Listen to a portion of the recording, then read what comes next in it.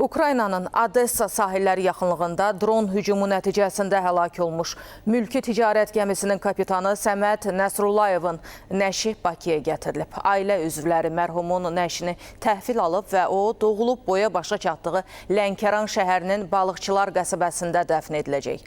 Qeyd eləyək ki, mülki gəmiyə hücum iyulun 14-də baş verib. Gəmidə 11 Azərbaycan vətəndaşı olub. Ekipajın 10 üzvü Odessada sahilə uğurla çıxarılıb, amma gəmi kapitanı həlak olub.